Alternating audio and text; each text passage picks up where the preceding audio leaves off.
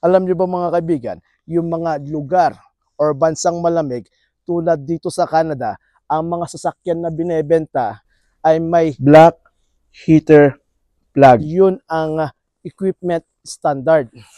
Bago ko pala ipagpatuloy itong video ito mga kaibigan, pasensya muna sa boses ko dahil namamaos dahil sa sobrang lamig. Shout out pala kay Christopher Marso, ayan, na nandito ngayon sa Calgary kasama yung asawa niya at yung anak niyang babae, ayan, Kailyan, ayan. Ang nangyayari kasi mga kaibigan, pag sobrang lamig ang panahon, ang nangyayari sa sakyan natin, lahat ng mga fluid niya ay nagiging thick siya or nagiging malapot. Yun ang rason kung bakit nahihirapan mag-start ang ating engine. Ang black heater plug ng sasakyan ay matatagpuan madalas dito sa harapan.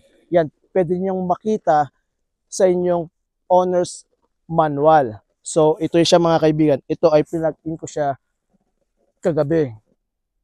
Pag umabot na kasi ng below negative 15 degrees Celsius, kailangan mo nang i-plug in itong black heater. Ayan. Para sa ganun, yung mga fluid nito ay mas uminit.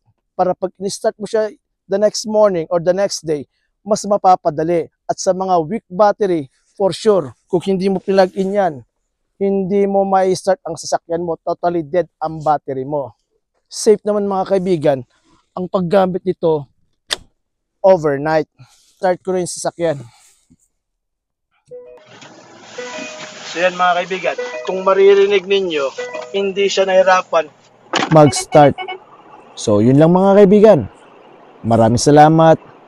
Thank you for watching. God bless.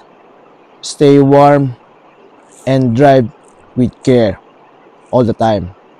Paalam!